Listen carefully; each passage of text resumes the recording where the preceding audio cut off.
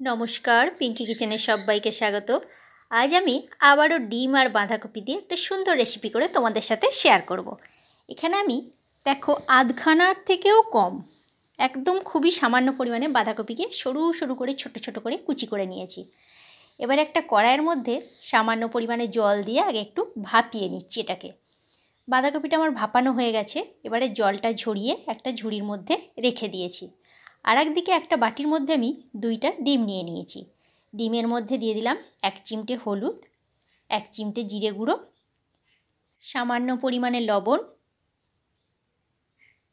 আর দিয়ে দিচ্ছি কিছুটা পরিমাণে কাঁচা লঙ্কা কুচি। তোমরা চাইলে এখানে লাল লঙ্কার গুঁড়ো ব্যবহার করতে পারো।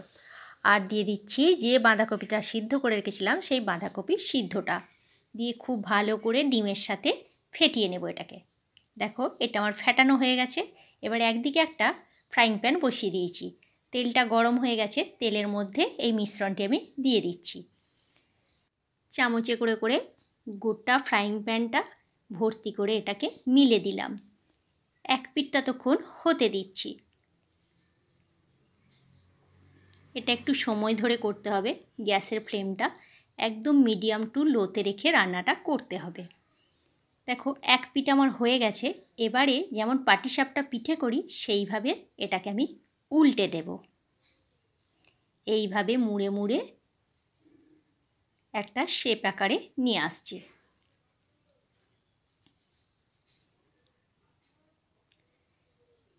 দেখো কত সুন্দর এটা দেখতে লাগছে। বাড়িতে যদি কোনো অতিথি চলে আসে এইভাবে তোমরা রান্নাটা করতে পারো, তাহলে কিন্তু 2টো ডিমেই তোমাদের কাজ হয়ে যাবে। এবারে এক পিঠ হতে দিচ্ছি, তারপরে আর এক পিঠ আমি উল্টে দেব। এটা আমার ভাজা হয়ে গেছে। এবার এটাকে একটা থালার মধ্যে আমি তুলে নিলাম। এবার এটাকে আমি কিছু সময় ঠান্ডা হতে দেব। কিছু সময় পর তোমাদের আবার দেখাচ্ছি। দেখো কিছু সময় পর আবারও ফিরে এসেছি। এবারে এই ছুরি দিয়ে পিস পিস আকারে কেটে নেব।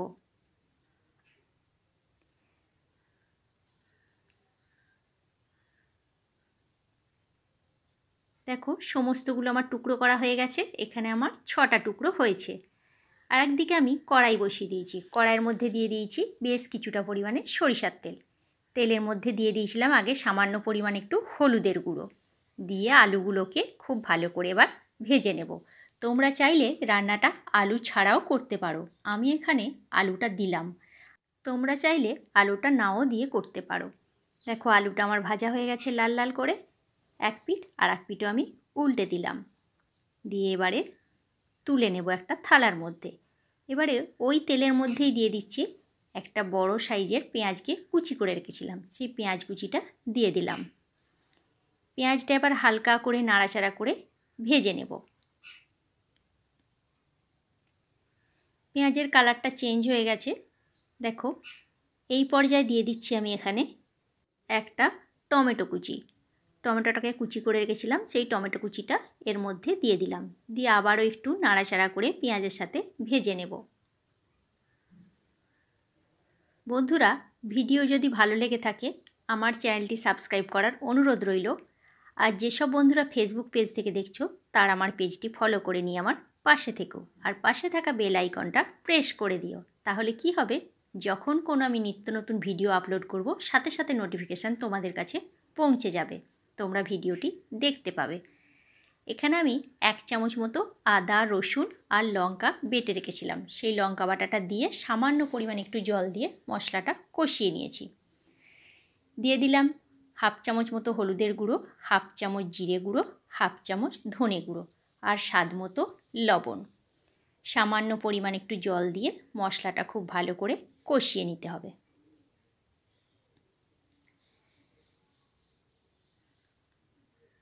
যাতে মশলার কাঁচা গন্ধটা চলে যায়। মশলা খুব ভালো করে আমার কষানো হয়ে গেছে। মশলার গা থেকে একদম তেল ছেড়ে বেরিয়ে গেছে। এবারে এই পর্যায়ে আমি দিয়ে দিচ্ছি যে আলুগুলো ভেজে রেখেছিলাম, সে ভেজে রাখা আলুগুলো এর মধ্যে আমি দিয়ে দিচ্ছি।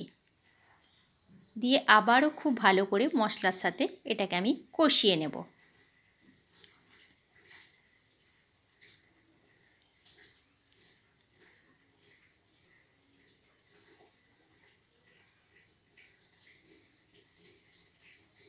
3 থেকে 4 মিনিটের জন্য আমি এটাকে কষিয়েছি, গ্যাসটাকে একদম লোতে রেখে। মশলাটা আমার ভালোভাবে কষানো হয়ে গেছে। এবারে এই পর্যায়ে দিয়ে দিচ্ছি আমি বেশ কিছুটা পরিমাণে জল। জলটা আমি একেবারেই দিলাম, আর কিন্তু এখানে জল ব্যবহার করব না। এবারে একটা ঢাকনা দিয়ে আমি ঢেকে দিচ্ছি। মিনিট 5-7 পর আমি ঢাকনাটা খুলে এবার দেখব কতটা আমার হয়েছে। আলুটা আগে দেখব আলুটা সিদ্ধ হয়েছে নাকি। আলুটা আমার সিদ্ধ হয়ে গেছে, দেখতেই পাচ্ছ। এবারে এই পর্যায়ে দিয়ে দিচ্ছি যে ডিমের পিসগুলো করে রেখেছিলাম, সেই পিসগুলো এর মধ্যে দিয়ে দিলাম।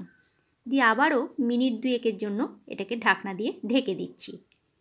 মিনিট 2 পর আমি আবারও ফিরে আসছি, ঢাকনাটা খুলে এবার দেখব।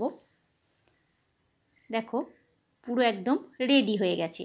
আলুগুলো একটু খুন্তিতে করে চেপে চেপে দিয়েছি, তাহলে খেতে খুব সুস্বাদু হবে। আর নামাবার সময় দিয়ে দিচ্ছি এখানে গরম মশলার গুঁড়ো।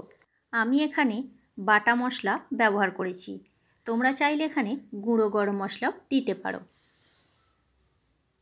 আবার একটু নাড়াচাড়া করে নিলাম, দিয়ে গ্যাসের ফ্লেমটা এবার অফ করে দিচ্ছি।